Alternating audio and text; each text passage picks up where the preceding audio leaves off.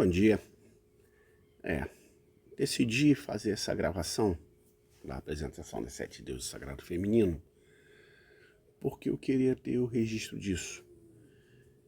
Na mesma medida, entendo que não cabe no meu canal de Física e Matemática, apesar de vez em quando lá fazer incursões sobre temas gerais, cultura geral e tudo mais, né? E para mim, essa palestra é muito importante. Quero guardar ela para mim e compartilhar com as pessoas mais próximas, né? Se chama As Sete Deuses do Sagrado Feminino, foi apresentada a primeira vez lá em Carmel. Não lembro o ano exatamente, talvez em torno de 2008, ou 2004, agora não vou lembrar exatamente, né? E foi feita basicamente em homenagem às mulheres no dia 8 de março. E eu fiz um vídeo no 8 de março de 2023, lá no hospital da Unimed, né? E publiquei no meu canal de Física e Matemática. Fui atacado de maneira vil por esses incels aí que se autodenominam Red Pills. E apesar disso ter trazido crescimento para o meu canal de matemática, né? Parece que o ROD é uma maneira excelente de você engajar. Eu cheguei à conclusão que eu não queria esse tipo de engajamento e fiz modificações no vídeo que eu tive lá para poder afastar essas pessoas do meu convívio.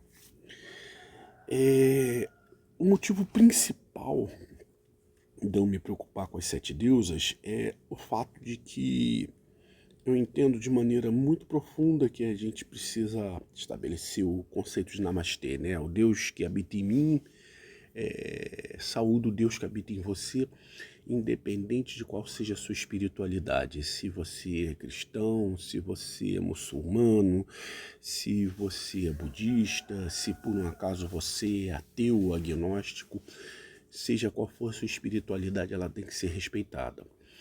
E isso tem trazido um problema muito grave, em minha opinião, mais do que até a questão política, porque se a gente está falando de fundamentalismo religioso, ele vai trazer uma série de outros problemas e é muito fácil a gente enxergar o fundamentalismo religioso nos outros e não percebe os nossos mesmos, como, por exemplo, uma determinada fé cega que eu assumo ter pela ciência, mas a gente precisa ter a compreensão de que a ciência é feita por seres humanos e também vai ter os seus vieses.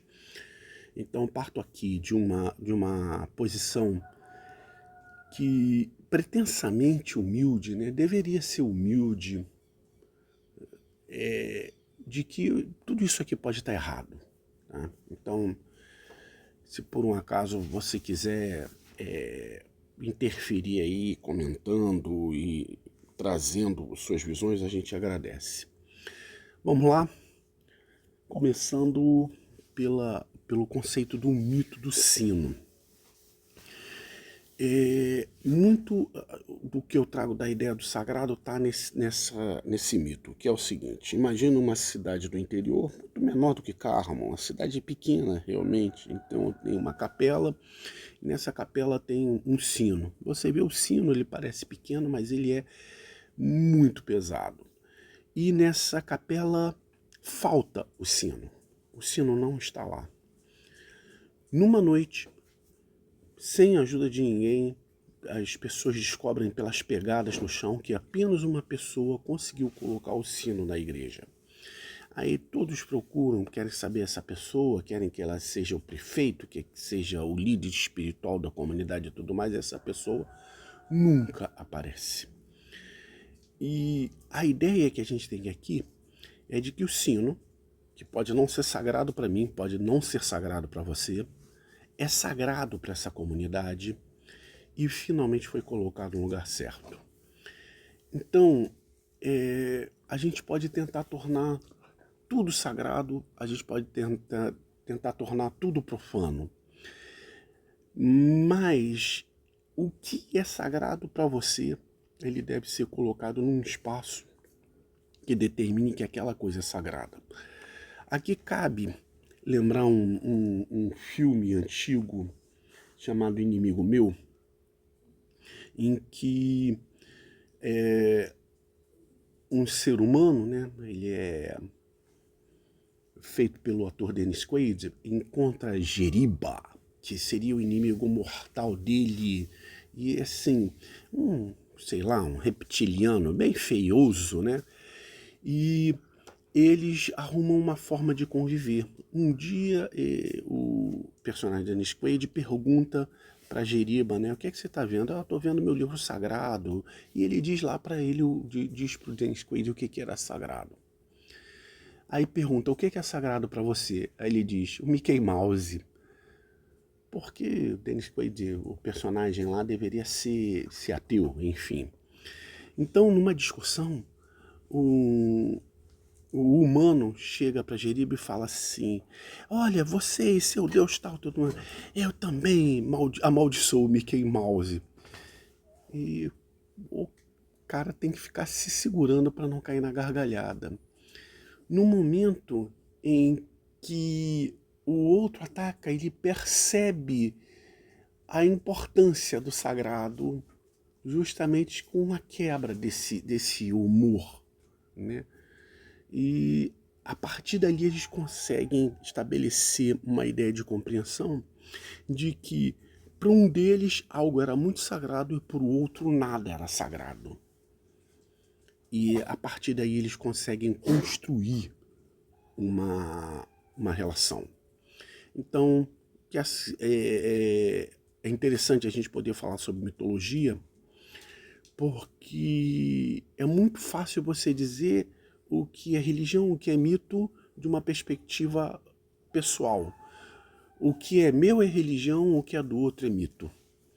Então, aqui, como a gente se deslocou no tempo e no espaço, a gente pode falar sobre mitologia sem que isso seja uma ofensa à sua crença religiosa, ao seu religare, à sua ideia pessoal de sagrado, combinado?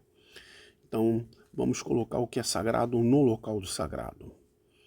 Seguindo aí, por que não está indo o próximo slide? Foi.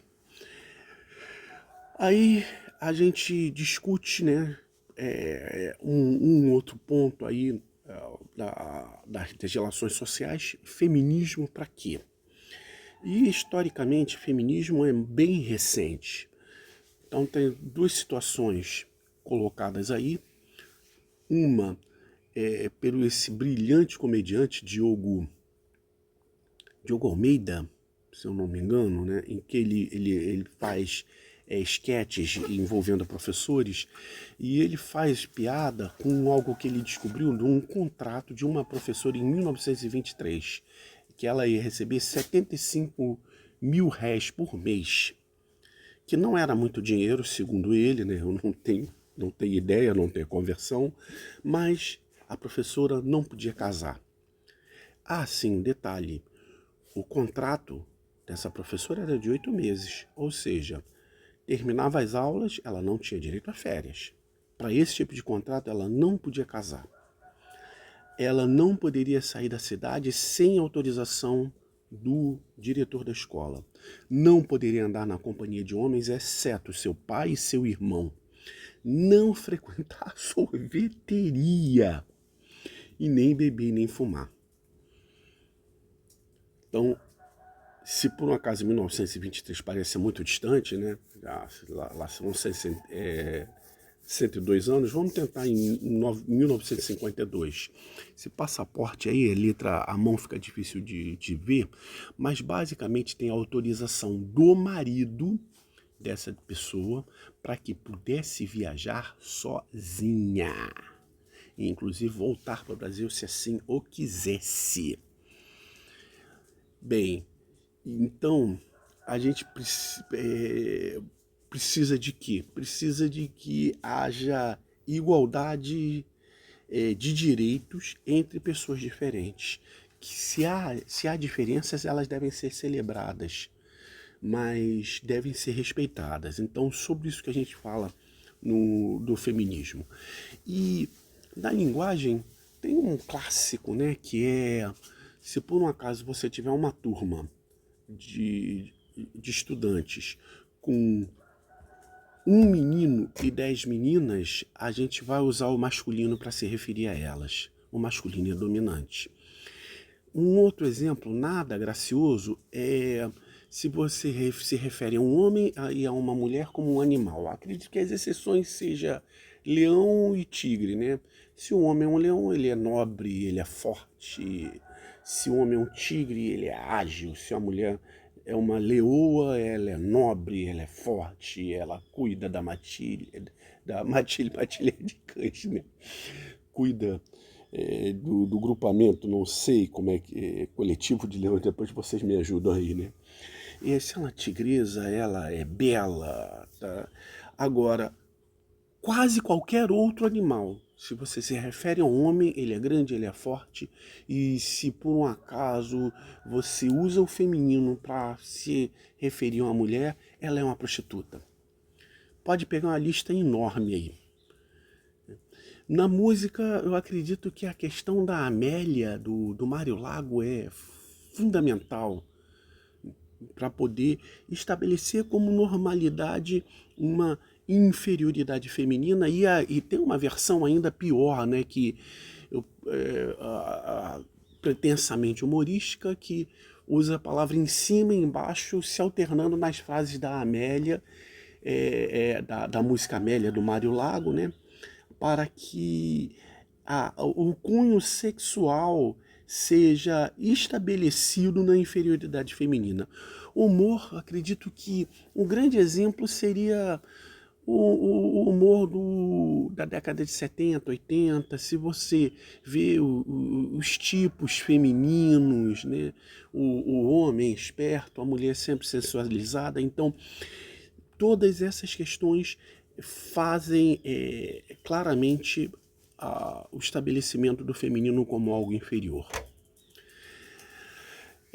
Quando eu fiz essa palestra, engraçado é que eu estava conversando com a minha sobrinha, né, e ela, obviamente feminista, aí eu falei que eu ia fazer a palestra, ela falou assim, ó, algo que incomoda a gente é quando homens falam sobre o feminismo e usam a figura de mulheres que admiram sempre dentro da própria família, né? Aí ela falou, você é uma mulher que você admira? Poxa, eu sou uma pessoa de ciências, eu admiro a Marie Curie, por uma série de motivos. Qual a mulher que você mais admira? Não tem jeito, gente, é minha mãe. Então vocês estão vendo aí esse lindo casal, e se por um acaso você tiver a chance de saber quem é a Dona Maria Augusta, eu resumo em um fato. Quando meu irmão mais velho, Rômulo, foi preso político, ela simplesmente saiu rodando os quartéis do Exército Brasileiro para saber onde ele estava, para pedir pela vida dele. Então, eu costumo dizer que Dona Maria Augusta, ela não era corajosa, ela era maluca. E o interessante é que, se por um acaso a gente for contar a história da minha família, é a história da linhagem de grandes mulheres. Então, me perdoem, espero que vocês não entendam essa atitude como misógina, mas a mulher que eu mais admiro em se tratando de força e coragem é a Dona Maria Augusta. Não tem muito jeito. Agora, por que a gente celebra o 8 de março? Talvez a gente deva celebrar com uma ponta de tristeza. Em 1911, um incêndio vitimou 125 mulheres operárias em Nova York de 13 a 23 anos de idade. Elas queriam simplesmente o absurdo de não ganhar só um terço do que os homens ganhavam pelo mesmo tempo de trabalho. Então, se por um acaso a gente fala da luta de classes, a gente não pode deixar de entender que uma das formas de opressão que a gente encontra na sociedade é a opressão à mulher. E um marco disso é o livro Martelo das Feiticeiras, ou eu prefiro chamar o Martelo das Bruxas, né? E esse livro é um compêndio utilizado pela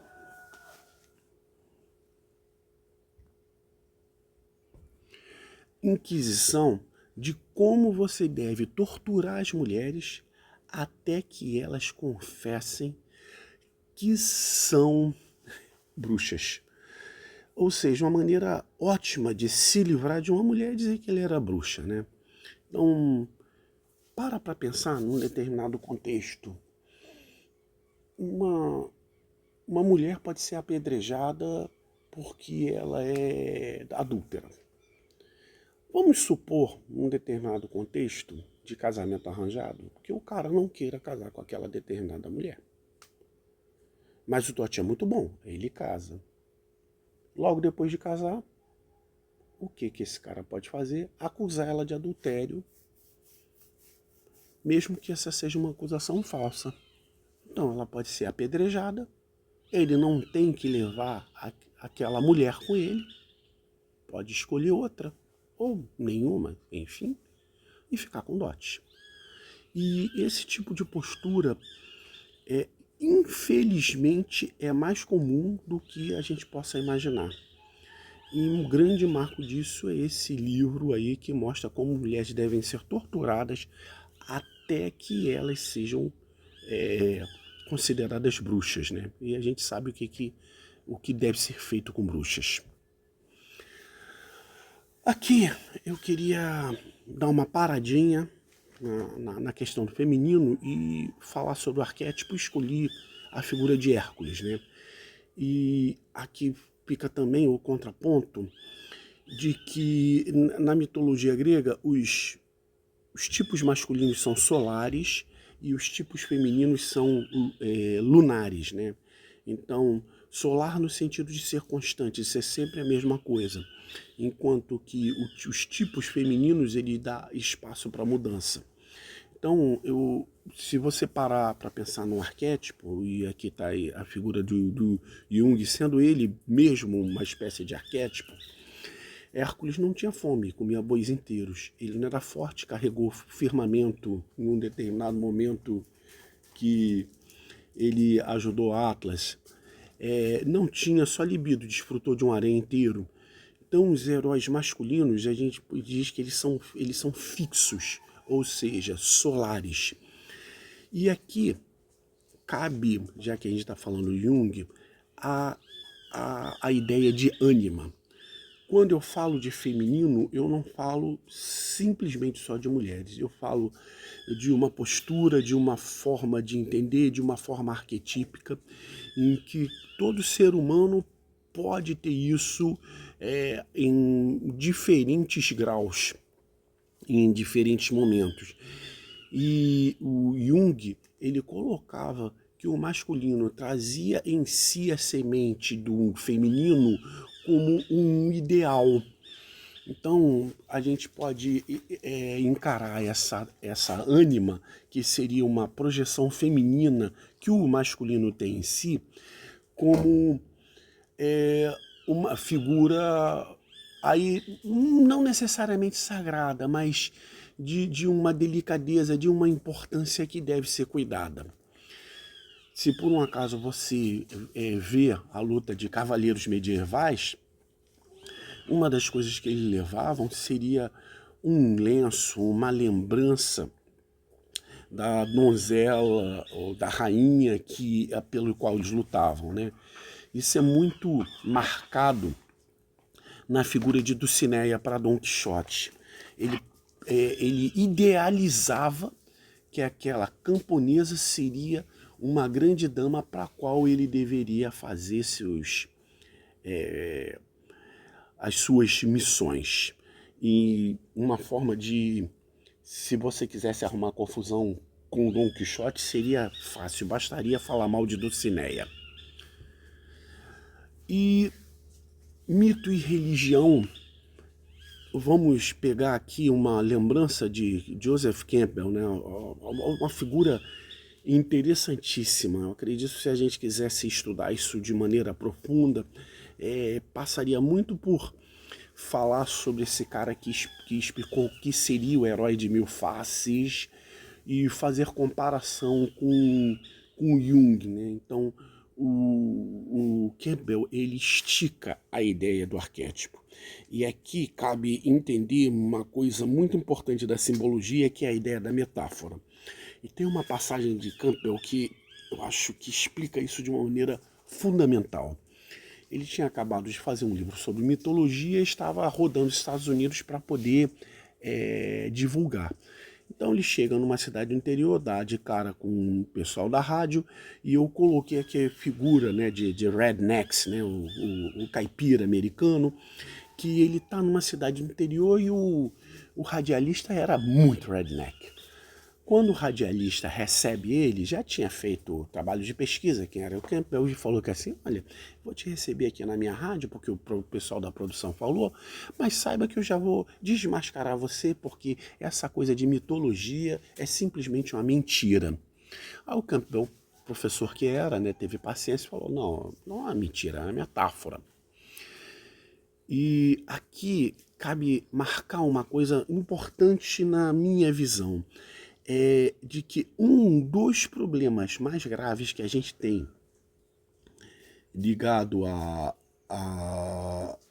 religião e a diferença da religião para o fundamentalismo é que quando a pessoa é fundamentalista, ela não entende a religião dela como algo metafórico, mas como algo fundamentalmente correto que não pode ser discutido. Aí, voltando ao radialista, ele começa lá a entrevista e fala assim, tá aqui com o professor Campbell, mas ele vem falar de mitologia, que eu já vou adiantar para vocês que são mentiras que ele vem aqui dizer. Aí o Campbell repete a ideia de que não são mentiras, são metáforas. Aí o radialista pergunta, o que é uma metáfora? O Campbell, como professor que era, devolve a pergunta para o radialista. Não, primeiro eu queria saber qual visão que você tem que é uma metáfora. O radialista pede um tempinho, né? Para nossos comerciais, fala pro Campbell, vai no banheiro, e aqui cabe um parênteses, né? É uma piada antiga. Tá passando um rapaz meio que correndo, o professor pergunta, Coriolano, onde vai tão lépido de fagueiro? O Coriolano responde, eu vou ao banheiro, mas agora vou ter que parar no caminho para procurar um dicionário. E provavelmente o radialista também procurou um dicionário e voltou com a resposta, dizendo, metáfora é quando você tem uma comparação, aí fez lá os detalhes e... Muito bem, poderia dar um exemplo? Ele é como uma gazela. E é interessante esse exemplo, né? Porque metaforicamente, para nós que somos brasileiros, gazela traz uma ideia de homossexualismo. Não tem essa visão nos States, combinado? A gazela é só nobreza e velocidade, por aí vai. Aí o Campbell fala, não, isso não é uma metáfora, é uma comparação. Passa a ser uma metáfora se você disser, ele é uma gazela. A radialista fica assustado e fala, isso é uma mentira. O Campbell diz, não, isso é uma metáfora. É nesse espírito que a gente traz aí a nossa conversa. Se por um acaso a gente quer entender o que está sendo discutido nessa conversa aqui, a gente tem que perceber que as colocações são necessariamente metafóricas. E simbólicas, né? Símbolos importam. Então a gente vai falar de algumas deusas, né? E uma delas que a gente vai pontuar aqui é Temis, que é a deusa da justiça. Repara aqui, à sua direita, uma representação da Temis clássica, né? A Temis clássica, ela traz a espada, a justiça. Ela pode ter um aspecto de vingança, né? Mas na outra mão ela traz uma balança, que é uma simbologia anterior aos gregos. Os egípcios usavam a balança, não lembro qual o nome do deus, que no final da vida pegava o coração de quem morreu e colocavam a pena do outro lado. Se o coração fosse mais leve com a pena, a pessoa teria, sei lá, salvação, reencarnação, sei lá o que os egípcios ofereciam no pós-vida. E o que faria o coração ficar pesado seria o fato da pessoa contar mentiras.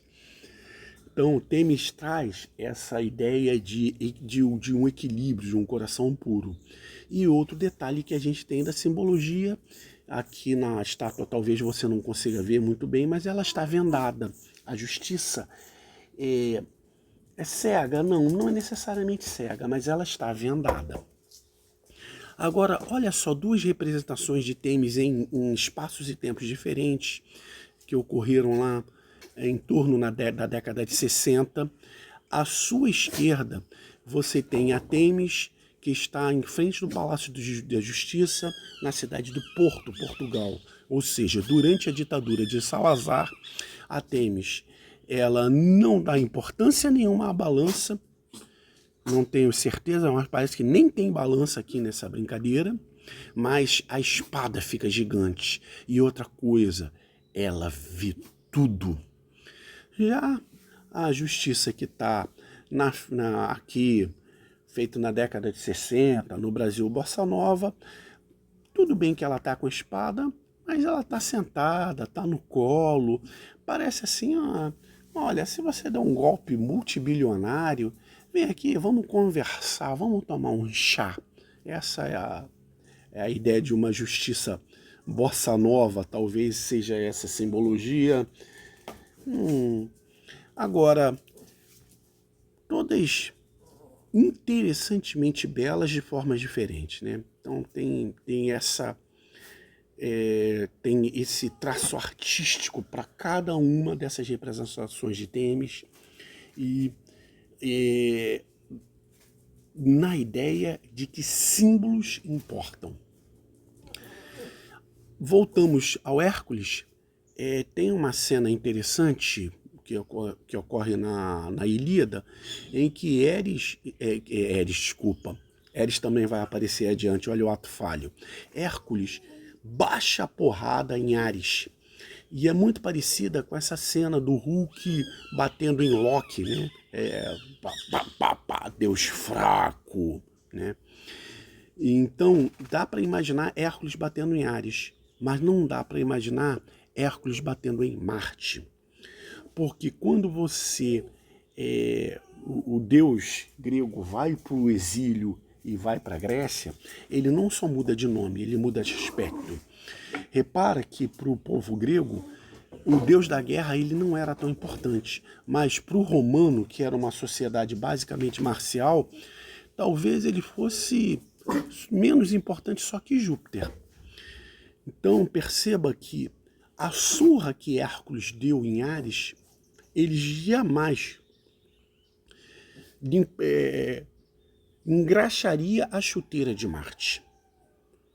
Então aqui, e interessante, foi uma coisa que eu aprendi lendo um livro importantíssimo sobre mitologia, né? Percy Jackson, que fala sobre essa espécie de paranoia dissociativa que os deuses têm, sendo gregos, mas também tendo a cidadania romana, né? Então, tem esse aspecto também, e nós vamos lembrar que a gente está falando sobre mitologia grega, mas vamos falar os nomes romanos também. Agora, qual o contexto histórico? No sentido de que a mitologia e a religião e a cultura e os acontecimentos sociais estão profundamente imbricados. E é mais fácil a gente perceber isso olhando para um detalhe do passado. No lado esquerdo temos uma representação de Gaia, uma representação moderna, mas apesar de ser uma representação moderna muito significativa do que seria uma grande deusa mãe, nutridora, bela, voltada para a terra, e a chegada dos aqueus com suas armaduras e seus escudos metálicos que trazem uma nova visão religiosa no qual a grande mãe vai ter que rever seu papel na mitologia grega, muitas vezes tendo que se proteger e muitas vezes sendo humilhada pelos seus pares masculinos. Então, o que pode acontecer com as deusas gregas antes simplesmente grandes mães? Elas podem ser manter sua... É mais do que virgindade. Não se trata de uma questão meramente sexual. O fato de que elas são intocadas, que elas são imaculadas. E dessas deusas, a gente vai ter 3 delas. 3 das 7 deusas são imaculadas. A primeira, Hestia, é irmã de Zeus, filha de Cronos. Cronos é a ideia do tempo, né? O tempo é devorador. E havia uma profecia de que um de seus filhos iria o derrotar. Nisso, a esposa de Cronos retira, eu não vou lembrar o nome dela, olha, eu estou falando sobre o sagrado feminino, sobre as deusas gregas, e esqueço o nome de uma delas, né? Olha, é terrível isso, né? Me perdoem. Zeus é protegido, é colocado uma pedra no lugar dele, Cronos devora a pedra ao invés de Zeus. Zeus mata Cronos, e ao matar Cronos, que já tinha destronado anteriormente Urano, Zeus destrona Cronos e liberta seus irmãos, né? E entre seus irmãos,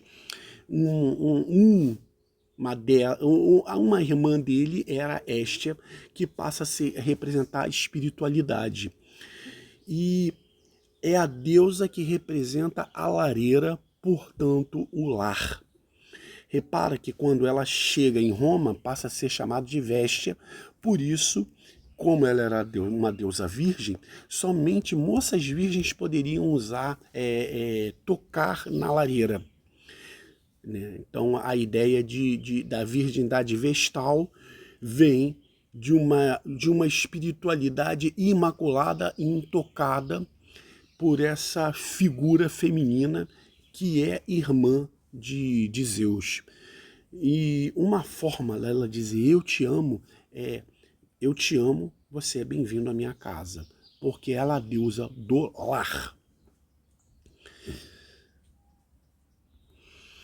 A segunda, para mim, profundamente interessante, Atena, filha de Zeus, representa a sabedoria, ela é estrategista, ela diz eu te amo, e o amor dela é voltado ao pai.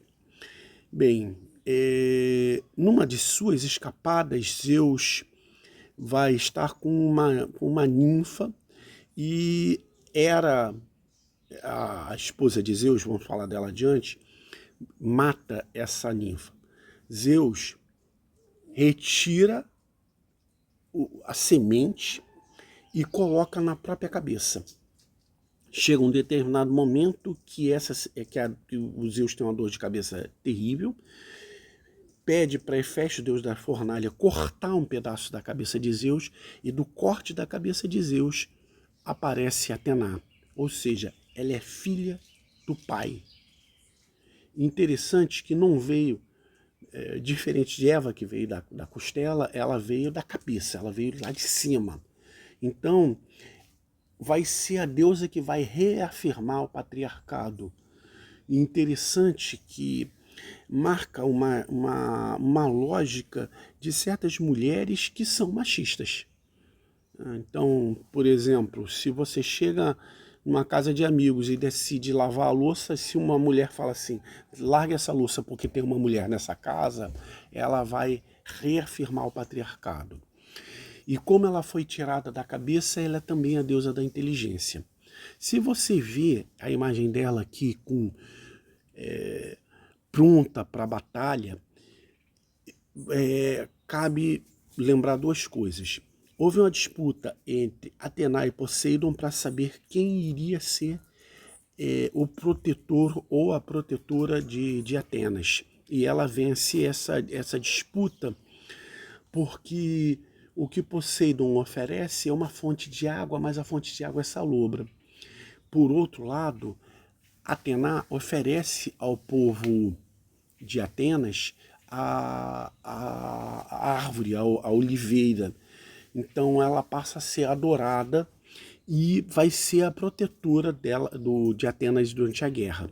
Então, Diferente de Ares, que é o deus da guerra, pelo morticínio, ela é uma deusa guerreira pela questão da estratégia, pela questão da inteligência.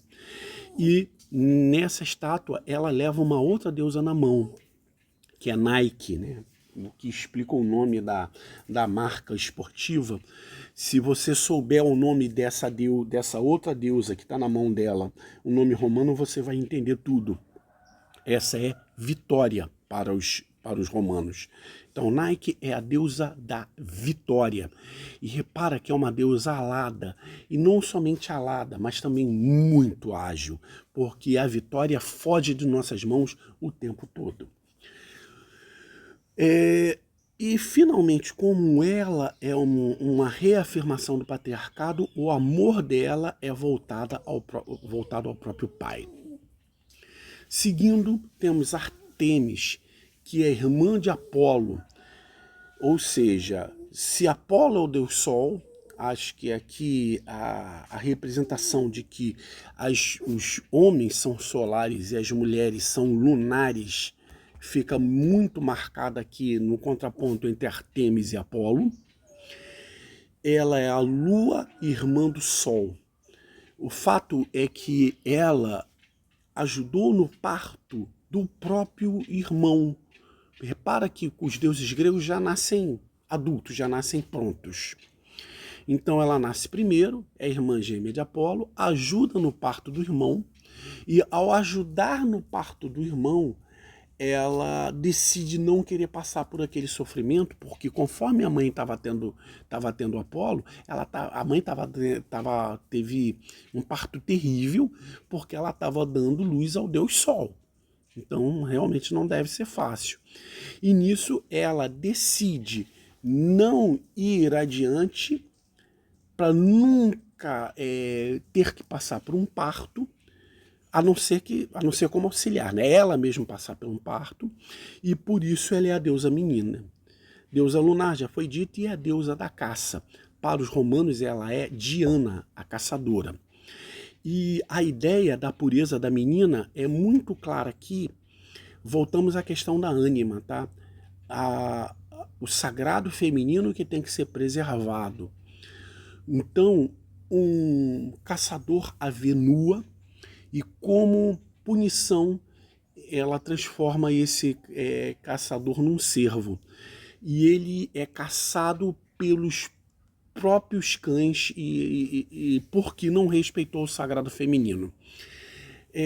Um dos trabalhos de Hércules é justamente pegar a corça dos pés de bronze e chifres de ouro. E o grande problema que Hércules tem ao poder prender essa corça não era porque ela é simplesmente rápida. Ela era uma protegida de Artemis. Então Hércules não podia matar, não podia ferir, tinha que encontrar uma forma de aprisionar a corça e, com a permissão de Artemis, para que ele pudesse levar a Euristeu. Então percebe aí que Hércules teve que fazer tudo certinho para não ser destruído pela própria ânima, pelo próprio sagrado feminino. Ela não era a única deusa lunar. São 3 deusas lunares. Você tem Selene, Artemis e Hecate. Artemis é a deusa da lua, Selene é a própria lua, e Hecate, aqui representada em cima, é a deusa da lua negra, é a feiticeira, é a deusa que se encontra nas encruzilhadas.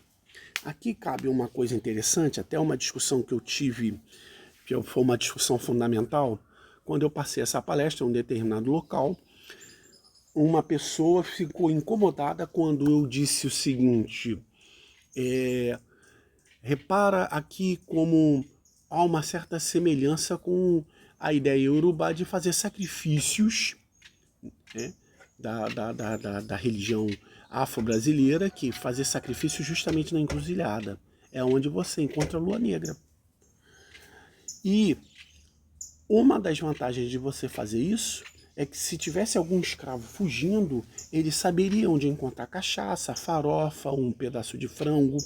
Então, não era só um ato religioso, era também um ato de resistência, de apoio aos escravos que estivessem fugindo. Então, a pessoa, assim, muito incomodada porque eu estaria exaltando o que é chamado de macumba, chegou e falou assim: e existem escravos hoje em dia? Aí eu perguntei, reais ou metafóricos? Não, mas não é disso que eu estou falando. Percebe, assim, um determinado, não respeito, mas temor. Aí eu perguntei para essa pessoa, então você propõe chutar a macumba? Não, Deus me livre. Então repara que aí essa discussão fundamental, ela passa por diversos eixos. Primeiro, porque a gente faz certas coisas porque são sagradas para nós por uma determinada tradição. Aquilo começou com um determinado significado e a gente vai se ressignificando ao longo do tempo. E colocar sacrifícios nas encruzilhadas é sagrado para essas pessoas e ponto, a gente tem que respeitar e ponto. É um ato de resistência, mesmo que não haja escravos fugindo dessa forma. Agora, escravo, a gente não precisa falar só das fazendas em que as pessoas estão endividadas, entre aspas, e não conseguem sair daquela fazenda nunca e acabam trabalhando de maneira forçada e em condições desumanas, mas também no sentido metafórico do que a gente é escravo hoje em dia, né? Por exemplo, você está assistindo essa palestra no celular, né? Você é escravo do celular? Então, existem ainda hoje escravos, tanto reais quanto metafóricos, sim senhor. Seguindo adiante, vamos para as deusas maculadas. Repara que as deusas que foram tocadas, elas não foram simplesmente tocadas, elas foram humilhadas por seus pares masculinos. A primeira delas, Deméter, é a mãe terra, alimento e acolhimento, a coragem diante de tudo que já passou. Te amo, minha filha. E aqui cabe contar a história de um menino que entrou num lago, no igarapé, melhor dizendo, e é atacado por um jacaré. Aí a mãe dele entra, salva o menino do jacaré e tudo mais, só que ele tem a parte da perna amputada. Aí a mãe corre para o hospital e tudo mais, e o pessoal fala, olha só a marca que o jacaré deixou. E o menino fala, olha as marcas que a minha mãe me deixou também. No esforço de me tirar de lá, na coragem que teve. É desse tipo de coragem que eu estou falando, que as mães são capazes de fazer em situações extremas. Então não dá para contar a história de Deméter, que é a mãe terra, sem contar a história da filha dela, que é Perséfone, que é a semente, a beleza eterna e fria, senhora do submundo, e o amor é voltado à mãe.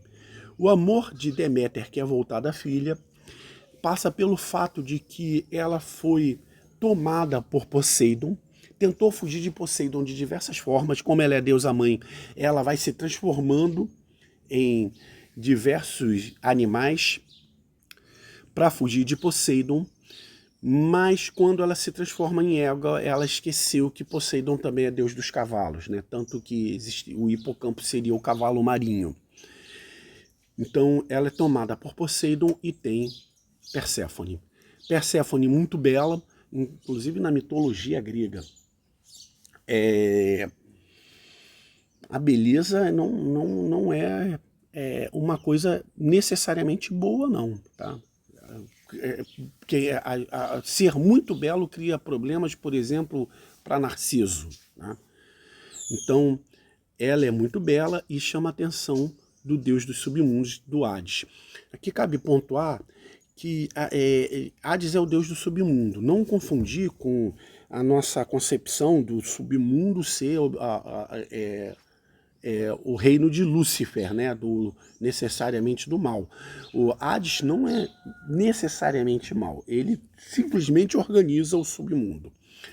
No final das contas, ele rapta Perséfone, Deméter fica pé da vida, quer a filha de volta, só que Hades malandramente oferece lugar à mesa e alimenta Perséfone. Uma vez que ela foi alimentada no submundo, ela não pode sair mais. Voltando, Deméter procura pela filha em todos os lugares possíveis e finalmente consegue descobrir que ela foi raptada por Hades. Como ela quer a filha de volta, ela simplesmente se recolhe.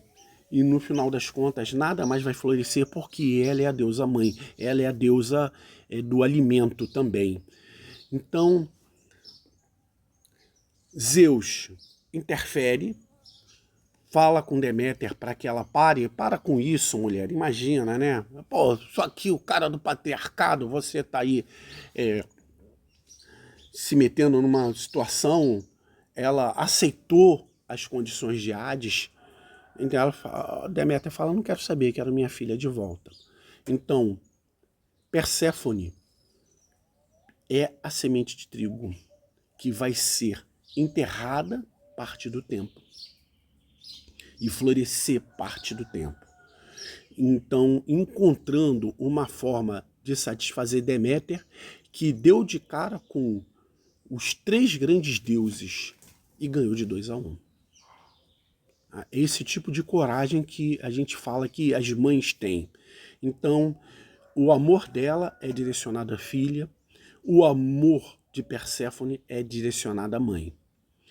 E sobre Hades tem uma coisa a mais a falar, que é o seguinte. Lembra que eu falei para vocês que o deus grego ele tem um aspecto e o romano tem outro? Aonde a gente vai encontrar riqueza? A gente vai encontrar riqueza no subsolo, ouro, diamantes, sei lá mais o que. Então, Plutão, que é a contraparte de Hades, ele ganha mais um aspecto. Ele também é o rico. Então, por exemplo, a palavra plutocracia, quase que não sai, na verdade não saiu, né? Vem da ideia de que Hades, ao se transformar em Plutão, ao chegar em Roma, também representa a riqueza. Hera, olha só, uma deusa vingativa. Tá? Ela não é a única vingativa, não. Ela é a 7ª esposa, portanto, a esposa perfeita. O número 7, ele significa perfeição. Tá? 3, que é divino, 4, que é humano, ao se juntar é plenitude. Então, o 7 é recorrente. Por soma, 3 mais 4, 7. 7 dias da semana, 7 pecados capitais, 7 virtudes canônicas, 7... Também a conta de mentiroso, né? Então, 7 é um montão de coisas. Porque 7 significa perfeição. Por multiplicação, 12 também, né? 3 vezes 4, 12. Então, 12 meses do ano, 12 trabalhos do Hércules, 12 signos do zodíaco e por aí vai. Então, ela é a 7ª esposa, ela é a esposa perfeita, então. Ela vai reafirmar o patriarcado a partir do casamento. E repara que ela também é irmã de Zeus, porque um dos deuses, olha só como a gente usa no masculino quando tem masculino e feminino junto, né? O exemplo que eu falei logo no começo. Que foi salvo por Zeus ao destronar tronos foi justamente Hera. Ela é a senhora do Olimpo, é a deusa do casamento, o amor dela vai se voltar ao marido. E o ódio, a vingança dela, vai se voltar a cada uma das infidelidades do marido, Hércules que o diga. Inclusive, Alcibíades, agora eu não estou lembrando o nome original de Hércules. Alcides. Depois a gente pesquisa aí, enfim. Ele muda o nome dele para Heracles, que é justamente a glória de Hera, para tentar apaziguar ela, mas não dá muito certo não. Já falei para vocês, o amor dela se volta ao marido. Se são 7 deusas, eu falei de 3 que foram tocadas, 3 que não foram tocadas. Quem é a 7ª é a deusa alquímica. E a deusa alquímica é ela, a mais bela de todas, a Afrodite, o amor. Para os romanos, Vênus, ela é amante de Eros, esposa de Hefesto, sogra de Psique. Para azar, de Psique. Né? A pior sogra que alguém pode ter, Psique descobriu da pior forma possível. E o amor dela é voltado ao próprio amor. Ela é a deusa do amor. E aqui cabe pontuar algumas coisinhas sobre ela. Vamos lá. Primeiro, ela é filha de Urano ou filha de Zeus? Nessa pintura aí, se eu não me engano, de Botticelli, a Vênus, né? Repara algumas coisas. Primeiro, que ela está sobre uma concha, que é um símbolo feminino que remete ao próprio formato da vulva, né? Ela, obviamente, é muito bela e teria nascido porque quando Cronos, da mesma forma que Zeus destronou Cronos, Cronos destronou Urano. Urano seria o próprio céu. E uma das coisas que ele fez foi cortar o falo, cortar o pênis de Urano. E ao jogar no mar, nasce o amor, nasce Vênus, nasce Afrodite. Outra questão interessante, que inclusive vai justificar a ideia da possibilidade de ter divórcio, é justamente a interface entre Ares, Afrodite e Hefesto. Inclusive, nessa figura aqui, Hefesto tá bonito demais, né? Hefesto era feio, coxo, era um deus ferido, né? Hera tem Hefesto, fica insatisfeita com a feiura dele e joga do Olimpo. Então ele vai rolando, rolando, rolando, se quebra todo e é cuidado por ninfas, se eu não me engano, e passa a ser o deus ferreiro. Para dar uma segurada em Afrodite, que fazia confusão demais, o Zeus arrumou o casamento dela com Hefesto. Só que ela é deusa do amor, ela tem que amar. Né? Se ela é deusa do amor, ela tem que amar. Olha que contradição, né? O amor ama a guerra. Afrodite ama a Ares. E Ares, para não ser descoberto, ele manda um guerreiro chamado Arcron, se eu não me engano, o nome é esse, né? Quer dizer galo em grego, que anuncia a chegada do sol. Por isso que os galos cantam até hoje. Só que Arcron dorme e o sol chega, no final das contas, Hefesto descobre. Hefesto também é o deus que ata e desata os nós, por isso ele faz essa rede inquebrantável e joga sobre os dois em ato de amor. Eles deveriam estar nus aí na cama, né? Em ato de amor, no momento do ato. Né? Aí Hefesto chama os deuses para ver a traição de Afrodite, só que ao invés de encontrar apoio, outros dois deuses bem zombeteiros, né, Apolo e Hermes, começam a caçoar de Hefesto, que fica furioso. Então Zeus estabelece aí, para desgosto de Hera, que um casamento poderia ser desfeito devido a essa condição. E isso explica a condição de divórcio. Deixa eu te falar uma coisa muito importante, né? Por que Afrodite é deusa alquímica? Se as deusas podem ser maculadas ou imaculadas, como é que você consegue ser imaculada sendo a deusa do amor? Ao entrar no mar, a virgindade de Afrodite é restabelecida. Lavou, tá novo. Bem, uma das confusões que tem ligada a Afrodite é o fato de que seu filho, Eros, se apaixona por alguém que Afrodite mandou destruir. Uma menina muito bela, chamada Psique, começa a chamar a atenção e alguém fala, ela é mais bela do que a própria deusa do amor, ela é mais bela do que Afrodite. Como alguém falou isso, os deuses não vão perdoar. Ela manda seu filho, Eros,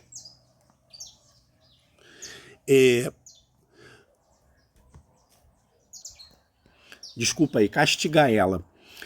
E Eros, ele não tem a flecha do amor, ele também tem a flecha do ódio ou do nojo, né, dependendo do contexto. Então ele pode flechar alguém para que ame e a outra pessoa, a pessoa amada, para que tenha nojo ou odeie aquele que ama, né? Então Eros gostava de fazer muitas confusões.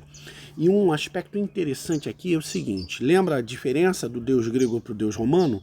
Eros é um rapaz forte, atlético, alado, enquanto Cupido, que é a contraparte romana dele, vai ficando cada vez mais criança até virar aquele bebezinho que a gente vê em cartão de Dia dos Namorados.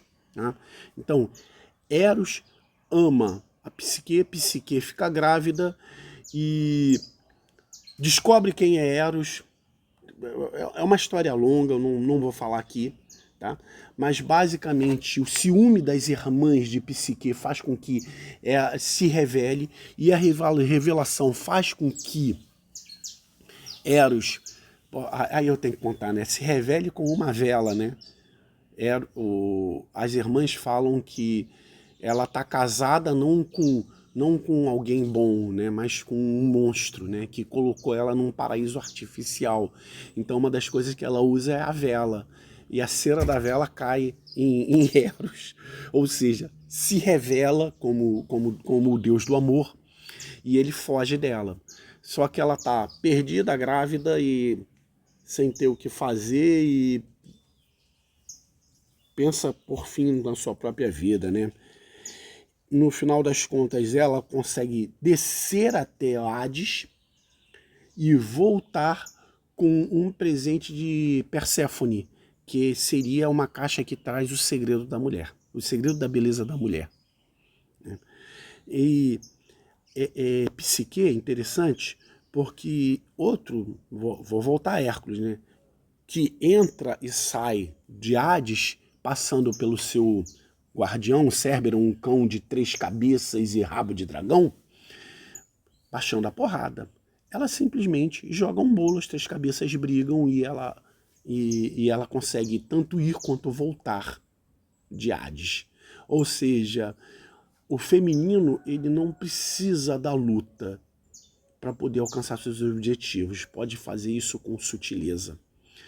E isso porque ela passou por situações muito parecidas com os 12 trabalhos de Hércules. Para ela, se eu não me engano, foi 4 trabalhos.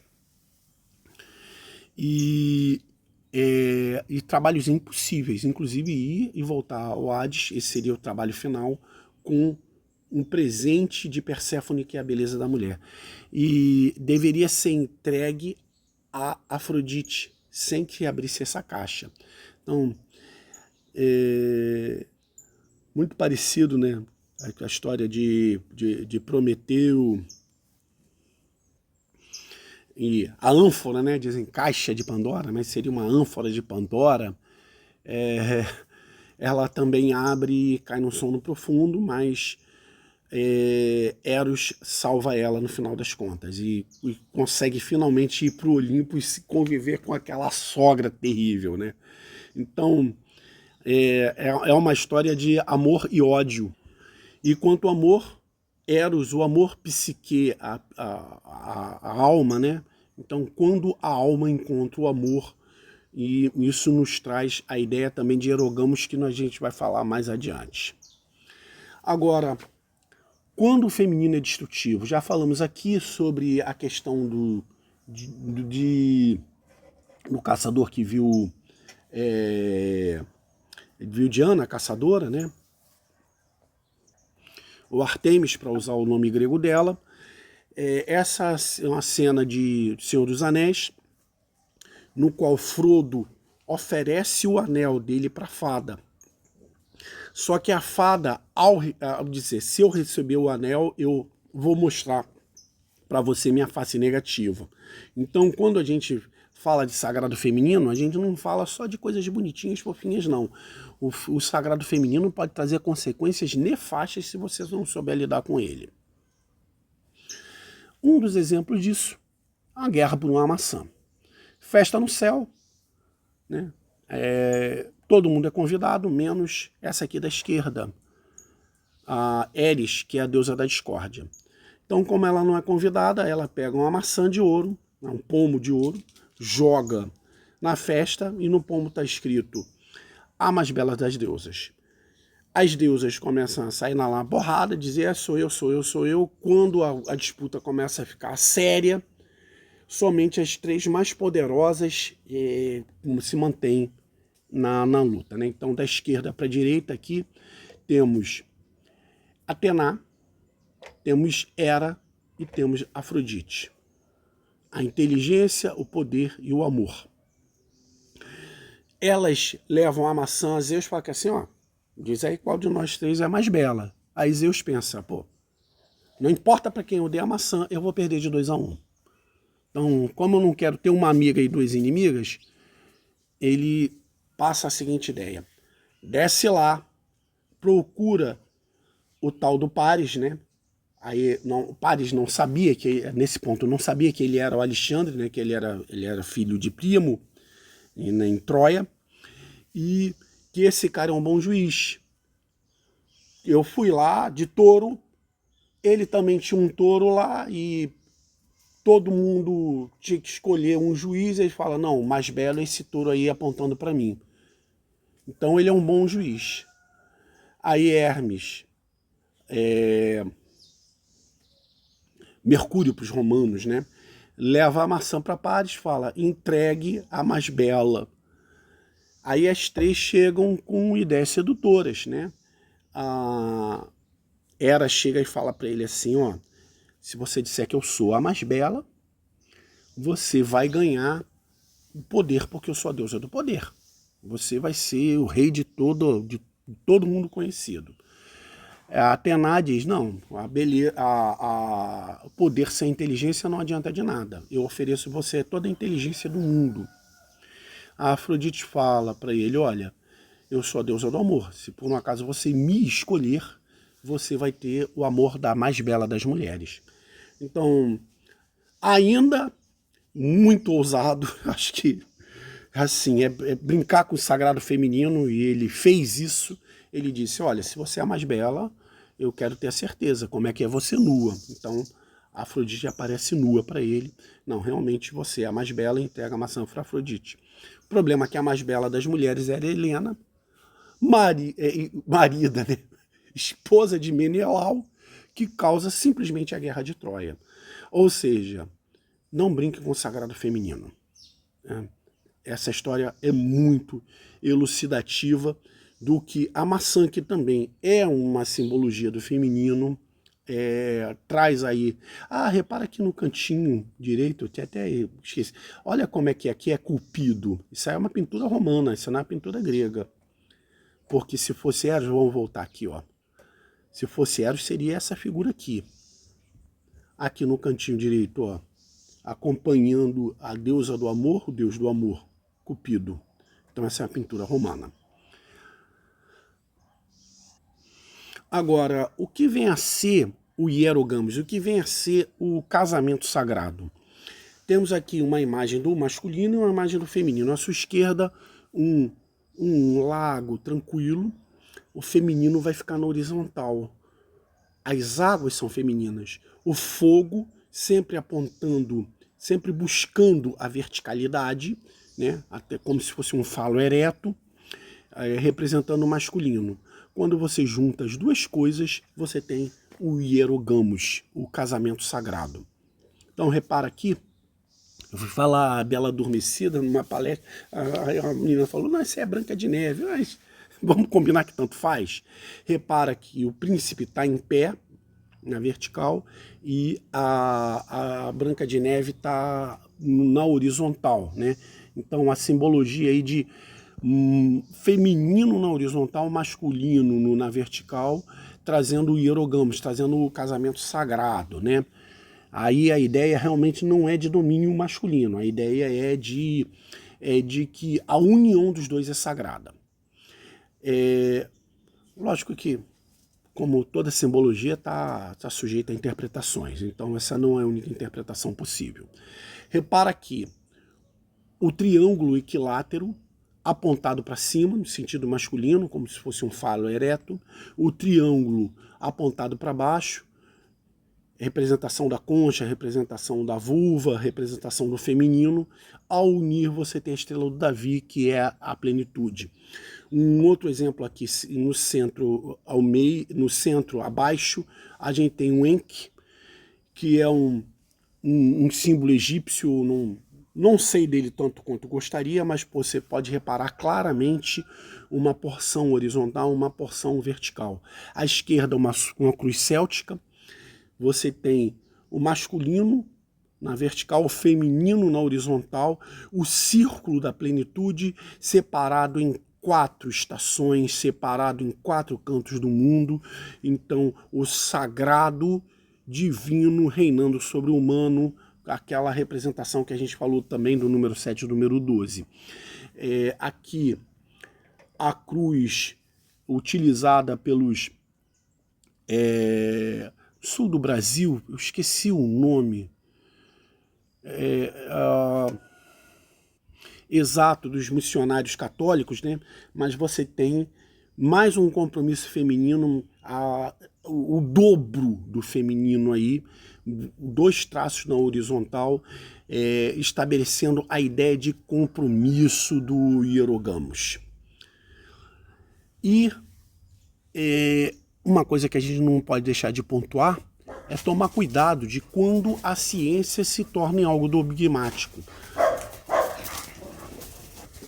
Uma das coisas que a gente não pode deixar de entender é que a ciência é uma produção humana, então não dá para a gente pensar ciência de uma maneira dissociada de que é algo que está lá junto com os cristais de Platão no mundo ideal. A ciência está sujeita também às qualidades e os defeitos humanos, e por isso a gente acaba usando a simbologia de mais uma maçã essa caindo na cabeça do Newton, com toda a gravidade que pode acontecer com a ciência. Bem, acredito que seja isso. Para saber mais, além das citações aqui que a gente tem de Jung e de Campbell, vale a pena ler alguma coisinha, O Herói de Mil Faces, O Homem e Seus Símbolos, né? Mas, em especial, o autor brasileiro de altíssima qualidade, que foi quem me inspirou inicialmente para essa palestra, Mitologia Grega, feito pelo Junito de Souza Brandão. Vale muito, muito a pena ler os livros desse cara. Eu penso também que toda mulher, ou todo homem que gostaria de entender a mulher, em vez de ficar nessa bobeira de homens são de Marte, mulheres são de Vênus, essa coisa superficial, vale a pena dar uma olhadinha na obra de Marion Zimmer Bradley. E aqui eu estou ressaltando As Brumas de Avalon, mas também ela tem um livro que fala sobre a queda da muralha de Troia, né, o papel de Cassandra, do feminino que sabe o que vai acontecer e não é ouvido. É uma simbologia muito interessante. Então, a Marion Zimmer Bradley, ela traz uma coisa muito interessante, que é o seguinte: em Sociedade dos Poetas Mortos, o professor sobe na mesa para falar, vou ver de uma perspectiva diferente. Então a Bradley, ela traz justamente uma história que já é contada e recontada várias vezes, que são as crônicas arturianas, mas de uma perspectiva feminina. Muito, muito interessante. Vale a pena ver. Tem série, mas o livro é sempre melhor, né? Vale a pena ler As Brumas de Avalon. Bem, aqui cabe finalmente estabelecer meu lugar de fala. Meu lugar de fala é de admirador, né? Então, se homens vêm de Marte e mulheres vêm de Vênus, Gaia é o lugar certo para nos encontrarmos, na compreensão de que há diferenças sim, mas que elas devem ser compreendidas e celebradas. Quanto ao meu lugar de fala, essa é de um admirador. Gente, obrigado aí pela paciência. Eu sei que foi longo, mas eu precisava deixar isso aí registrado. Abraço.